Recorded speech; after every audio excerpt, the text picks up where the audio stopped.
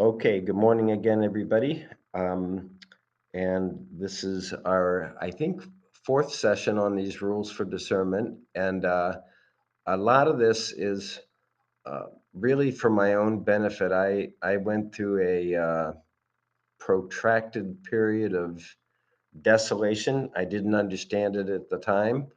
Um, I feel more enthused about my work in Alcoholics Anonymous today than I ever have. And one of the things that's really contributed to that has been this Jesuit material, and in particular, it's been years for me from first reading some stuff about Saint Ignatius and things that he said uh, to getting to the heart of the matter, which for me is our big book is like his um, spiritual exercises of Saint Ignatius. And I think I've told you that there are some 5,000 different editions of these spiritual exercises, which amounts to one a month since he wrote them 500 years ago. Can you imagine? It's just it's got to be one of the most translated books ever. And I have suggested to you three different versions of the exercises. Uh, this is one. It's called "Draw Me Into Your Friendship," and it's both a traditional and a contemporary translation. And the way we get around all these things is using the annotation number, and those were the annotation numbers referred to in the opening words. There's this one, which is a wonderful detailed translation because it's not just the translation; it's also footnotes and definitions and commentary by this guy. And then we've been uh, talking about this. This has really been the start of this whole thing.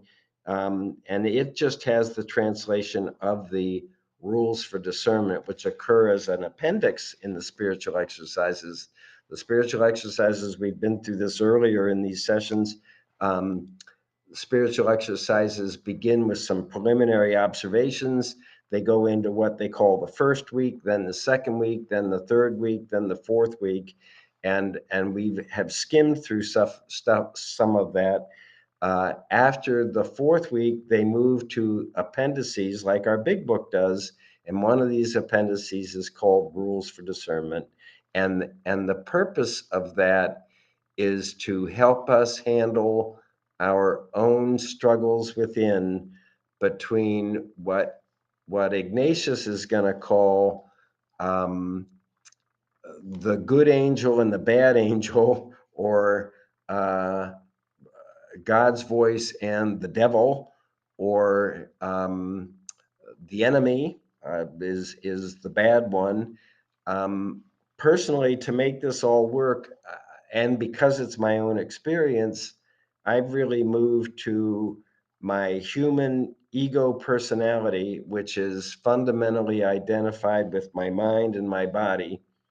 Uh, and the good spirit is my soul. And it's been my experience that I have um, two different and opposing views of the purpose of my life. And um, I've said before that my human ego personality has three big intentions or motives in mind. One is self preservation, one is self gratification, and one is self justification. That's what my ego spends most of its time doing. So it's really a challenge for me for Ignatius to come along and say, uh, that stuff doesn't matter.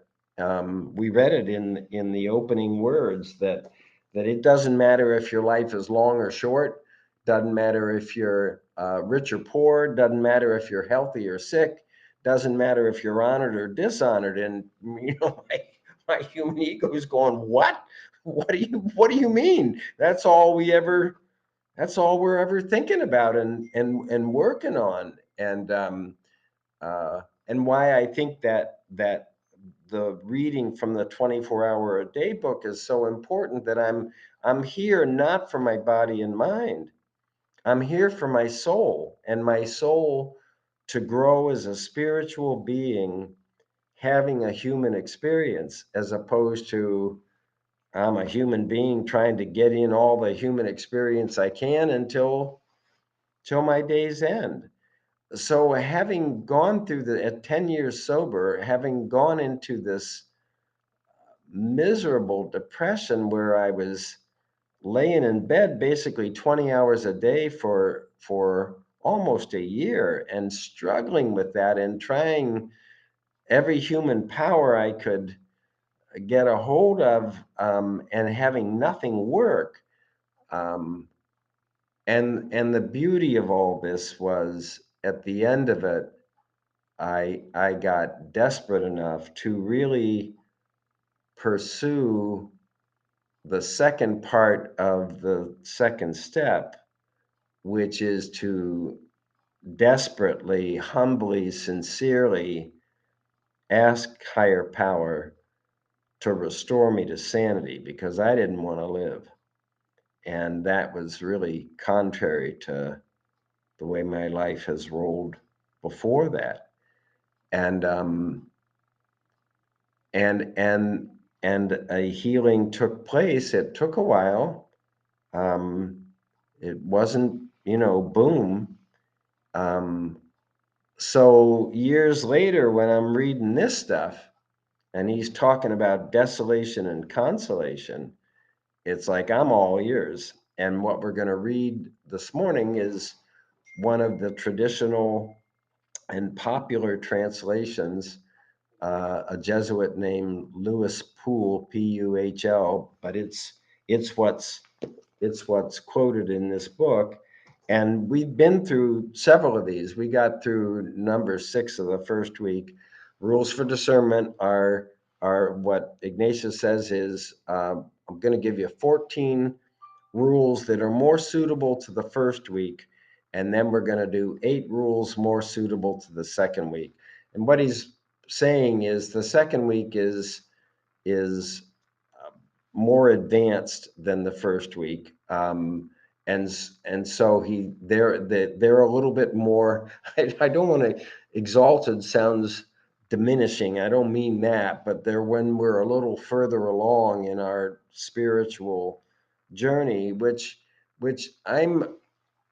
this is personal, so this may not work for you, but I feel like I've been through this battle between my human nature, as looked at as my human ego personality, and my soul, and as I said before, that I think have antithetical purposes, and helps me handle what Ignatius is trying to say. I'll just read you his very first thing. Um, so I'm reading from pages 223 and onward in this book. And this is the primary text of Ignatius's Rules for Discernment, translated by Louis Poole. St. Ignatius's Rules for Discernment, first week. And then he says this: rules for understanding to some extent. I love that. To some extent, the different movements produced in the soul, and for recognizing those that are good, to admit them, and those that are bad, to reject them. These rules are more suited to the first week. So I'm going to say that this process, our steps 4 through 9, are are for me fundamentally for me to detail, um, and admit my insanity. This has taken me a long time to see that, to understand that resentment is insane, that fear is insane. If I have a working relationship with higher power, I'm not going to experience the fear that I feel when I'm on my own, identified with my body and my mind. and remorse, which is defined as feeling bad about myself. Um, those three things, I believe, are insane. And that the spiritual work of steps 4 through 9 is to detail that insanity, admit it, pray for its removal. You know, the 6 and 7 are about, I pray that you now remove from me my insanity over which I am powerless. You know, that's a key component that we have in our work. Is this whole thing is about my lack of power over my ego, that my ego is going to do what it wants, whether it's resent or fear or feel bad about itself, whether I want it to or not. You know, when I'm in desolation, I am feeling horrible about everything and I can't do anything about it. That's what I learned firsthand. And today I feel as grateful for going through that depression as I do for the fact that I'm an alcoholic, because I am absolutely convinced I couldn't think and feel today and enter into prayer and service and all the stuff that we do, um, without having gone through this depression. Um, it's so any rate. So I'm fascinated by this stuff because I believe he's addressing this struggle between our spiritual nature and our human nature, and how to identify when the struggle is being um, fought by the human nature, as opposed to when the spiritual nature is coming into play. So now I'm looking at rule 1 of the first week. In the case of those who go from one mortal sin to another, the enemy is ordinarily accustomed to propose apparent pleasures, fills their imagination with sensual delights and gratifications, the more readily to keep them in their vices and increase the number of their sins. You can understand why this one is so valuable, in that he does a more contemporary translation right alongside a traditional translation, just to make the language more modern. What I feel this is saying is that when the humans when the human ego is trying to dominate my thinking, it goes into fantasy land, and it's talking about physical and mental gratification. Imagine sensual. Boy, is this going to be wonderful. My mind did it all the time with saying, when I just get through this deadline, when I just get this new boat, when I get to travel to a certain place, how wonderful I'm going to feel. And then I would get there and feel flat, you know. I mean, it's the ego proposes something that's going to, later on, it's going to call it the false angel of light. It's just amazing to me. It's going to say it appears as a solution to your problem.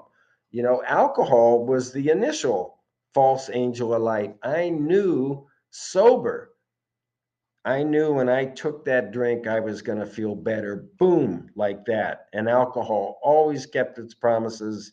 And if I didn't have an abnormal reaction that meant I cannot drink normally, I don't experience any desire to stop the way a normal drinker does, I'd still be drinking.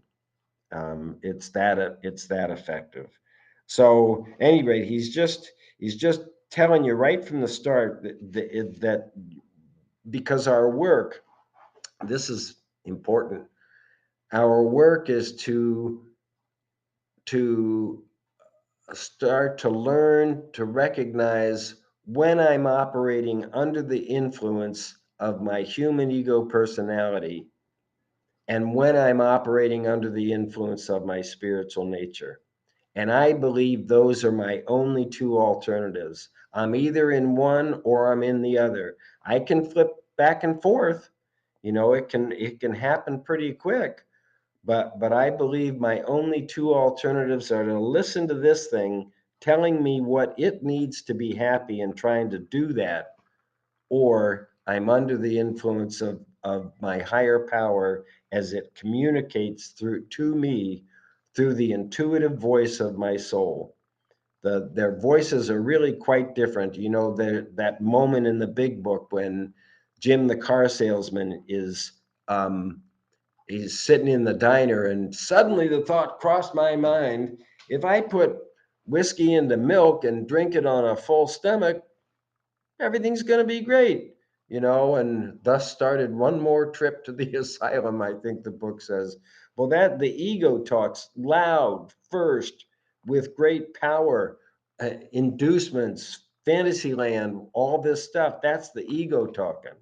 When the soul talks, it's much more gentle, it's much softer. He's going to describe that in here. So the whole purpose of this book is to, sorry,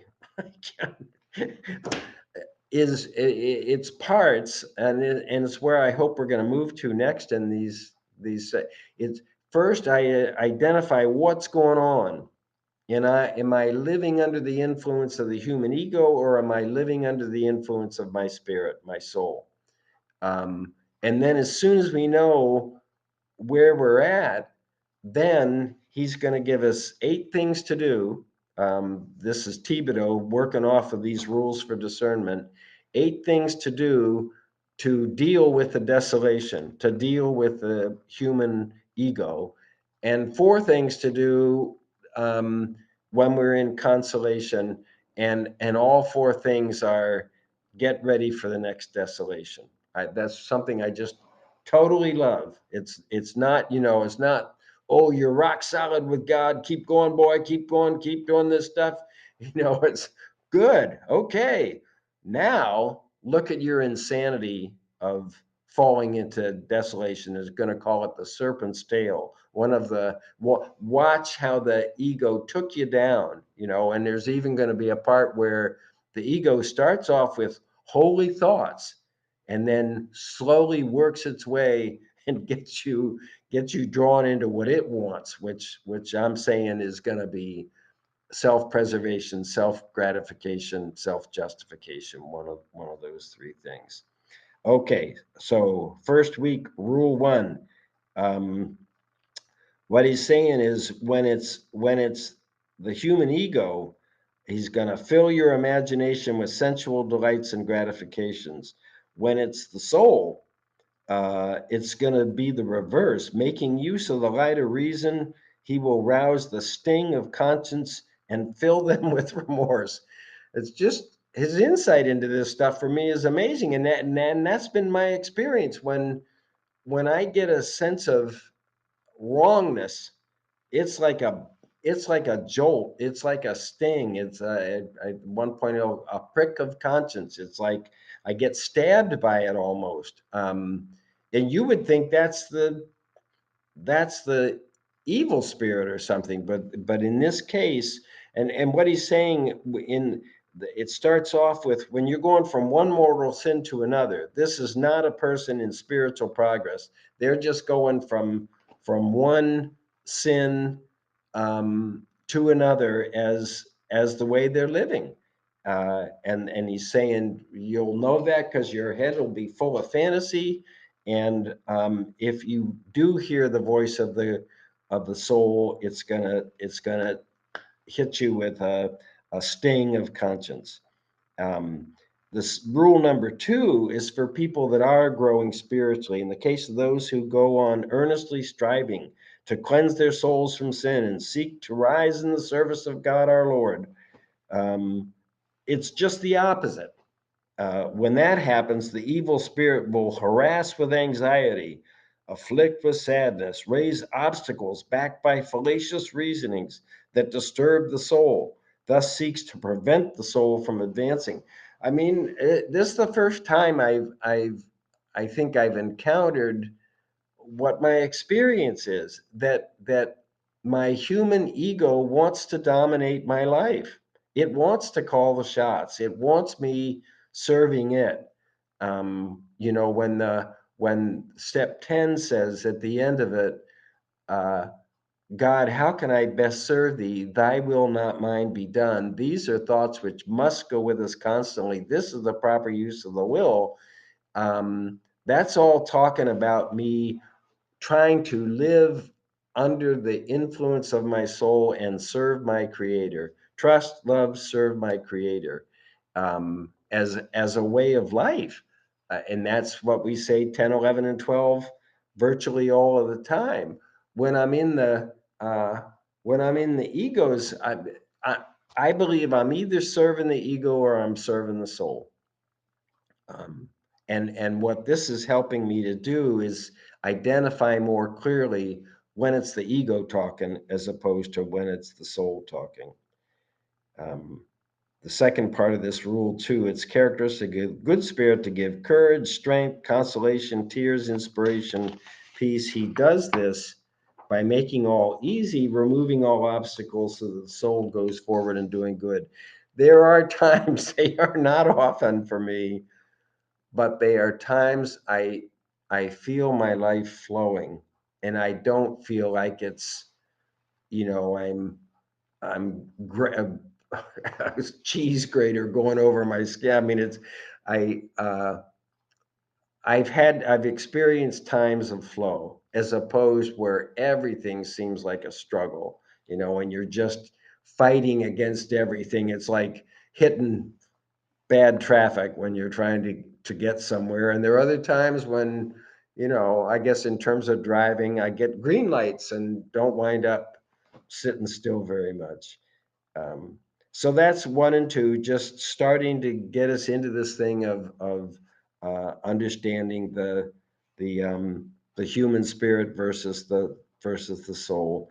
Three and four our definitions about consolation and desolation. We went through these last time, and we do it all the time. I mean, it's part of our opening readings and everything else. And again, I'm saying I believe these are my only two choices. It's one or the other. I'm in this or I'm in that. um, Consolation, an interior movement aroused in the soul, inflamed with the love of the Creator and Lord. And this is a complicated sentence, but I think this is what it means. As a consequence, can love no creature on the face of the earth for its own sake, but only in the Creator of them all. So I'm loving you or a thing or something, not in itself, but for the love of the expression of the love of God that thing is. Right? I'm not. I don't think I'm saying it very well, but I will experience love, and I'm really experiencing love of the unity of the whole thing. That everything is the gift and the grace of God. Um, I'm not loving something. A Course in Miracles will call this. It's not special love. I'm not loving it of its own nature. I'm loving it because it's an expression of God. Um, let's see. It is likewise consolation when one sheds tears that move to the love of God, whether it be this is a whole bunch of every stuff, but finally I call consolation increase of faith and hope and love. That's the biggest teller for me, that when I'm feeling a sort of inner conviction about the truth of this stuff, that's faith. Hope for me is enthusiasm. I'm glad to be here, glad to be alive, glad to be doing whatever it is that the day is calling me to do. And a feeling of love as opposed to the opposites, which are doubt, faith versus doubt, um, hope versus despair, and love versus fear. This is big. So when my activity is producing as a side effect faith, hope, and love, I am in consolation. And the part that I'm adding to this based on Ignatius is that when I am in sync with God's purpose for my life, I will feel faith and hope and love. And when I'm out of sync, with God's purpose for my life, not my ego's purpose for my life, um, I will feel doubt and fear and despair. Spirit rule number first week, rule 4, spiritual desolation. I call desolation what is entirely the opposite: darkness of soul, turmoil of spirit, inclination to what is low and earthly, restlessness arising from many disturbances. And when he says which lead to want of faith, that would be lack, lack of faith and hope and love. The spirit, get this, the spirit is wholly slothful, tepid, sad, separated, as it were, from its creator and Lord. For just as consolation is the opposite of desolation, so too the thoughts that come to us from consolation are the opposite of those from desolation. So these next rules, 5, 6, 7, and 8, are all about when you're in desolation, advice as to what to do. So the first one is number 5: in times of desolation, don't make big changes. It's what we want to do. We want to change something because we're so miserable, but remain firm and constant in the resolution and decision which guided us the day before the desolation, uh, or stick to the decision which we adhered to when we were in consolation.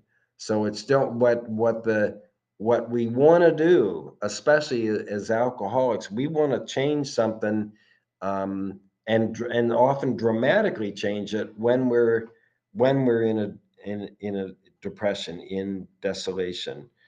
Um, just as in consolation the good spirit guides and counsels us, so in desolation the evil spirit, or the human ego, guides and counsels. Following his counsels will never find the way to a right decision. So I guess I like this because, we say my ego is not my amigo, and you hear it in different ways in AA, and it's really hard when you know you're trying to feel good about yourself and you're trying to feel good about your life, but I'm basically stuck in my ego's thought system, um, unable to feel all this positive stuff that other people are talking about. And I think what's helped me recently is adding the idea that I am powerless.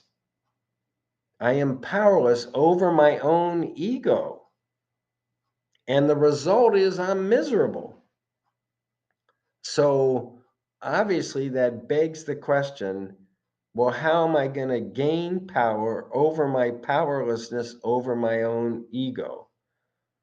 And the answer is I'm going to do all the stuff that we do in AA. I'm going to go to meetings and hang out with people that are trying to grow spiritually. I'm going to have one-on-one conversations with people that are trying to get serious about this stuff. I'm going to have acts of service. And most of all, I'm going to get engaged in prayer and meditation. I'm going to take prayer seriously. Um, we talk all the time. We do 4 through 9 to get to the starting line of real spiritual work, which is 10, 11, and 12, all the time.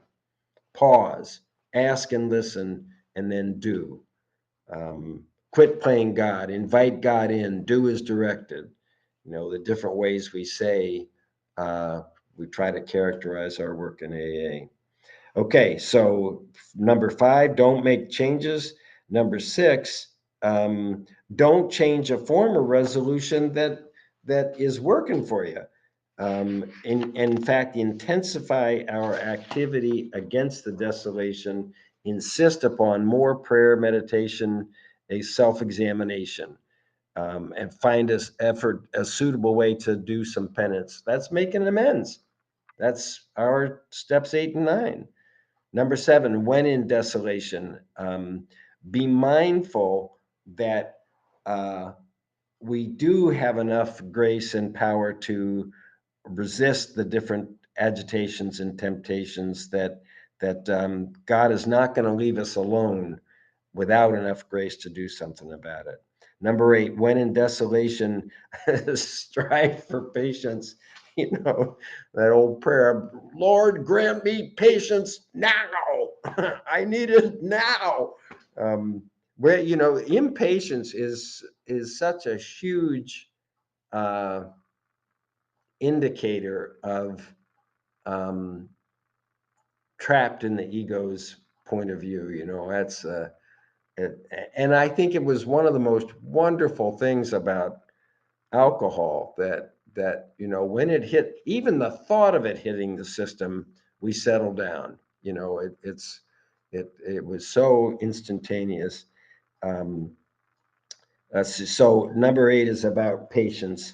Number 9, this is an important one. The principal reasons why. What the question is, why would God, if God is loving and good and all powerful and all this stuff, why would God permit desolation? And these are 3 answers. First is, we've fallen short of our spiritual drill. We've gotten complacent, and the desolation is the natural result of that. Second reason is because God is testing us. God is finding out whether or not we're willing to go to any length. God is helping us. We're in the spiritual gym. We're dealing with this negative stuff, trying to return to a loving point of view, a loving and patient point of view. The third one is really uh, the one that I the third one is that this is to get a true understanding of humility, that we can't do this on our own power. It's not within our power to get to consolation. Consolation is coming from higher power. And this is something that Bill Wilson said in Pass It On, talking about his depression. When he said it's chapter 18, I believe, of Pass It On, that he believes desolation and consolation are in God's providence. In the long run, everything evolves for the better, not because of pleasure, but because of pain. If that helps us accept the painful parts of our lives with a wish to grow through that, um, we will see the benefit of that. And then that's quite a statement for an alcoholic to make, that, we get better, stronger, more serene, not because of feeling good, but because of going through the difficult stuff that we go through. So I just want to point out this. So I'm in number 9. Third reason, and down at the end, it's saying, not within our power. All is the gift and the grace of God. God doesn't want us to build. Now, one of the translations says, build our nests in somebody else's tree. I don't know why he chose to leave that out, but it's we are not to build our nest where we don't belong. It's and what they mean by that is, I am not to take credit for this. Uh, I am not to say, "Yay me! I've overcome this stuff." Aren't I something? So I just want to skim through, at least get through all of these. Number 10, when in consolation, that this is get ready for the next desolation. Number 11, when in consolation, um, recall how useless you are when you're in desolation, and that you do have enough power to overcome this desolation. This is number 12. Um, Now, he's saying the enemy conducts himself as a woman. That's not going to fly today. But if you just change it, if you're a woman, imagine the other party to the relationship, or if you're a man, imagine the other party to a relationship. And basically, what he's saying is, if you show weakness in this relationship, the other part's gonna take advantage of your weakness. If you show strength, the other party's going to go the other way. It's just another way of saying, to be what later on it said, be firm with the human ego. Be firm. No, not going to do it. Be gentle with the spirit. and later on in number 13 is going to talk about the false lover. Enemy be compared to a false lover, wants to remain hidden, does not want to be discovered. Um, and if he starts to sense that he is going to be found out, he gets all bent out of shape. And this idea that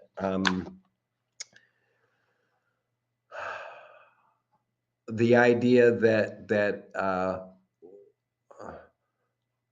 I'm not sure how I want to try to describe this, but the idea is that when the ego sees it's not going to succeed, it goes nuts. It just gets crazier. And finally, the last one, just because I need to stop. Number 14, the military leader. This is quite insightful. I believe and this is talking about the human ego. So it's gonna and what it's going to say is the military leader is going to look at the enemy and attack at the weakest point. That's just fundamental military theory. Conduct of our enemy, this I'm saying the human ego, may also be compared to the tactics of a military leader intent on seizing and plundering a position he desires. Commander and leader will encamp, explore the fortifications and defenses, and attack at the weakest point.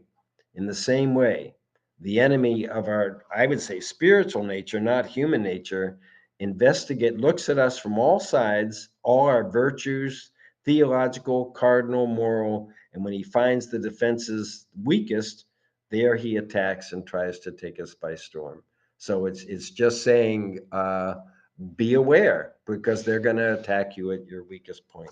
I've gone on longer than I meant to go. And next week we're gonna do the second week, and then we'll have a 2 week break. So thank you all for being here. I'm gonna gong the gong, and Robin will stop the camera.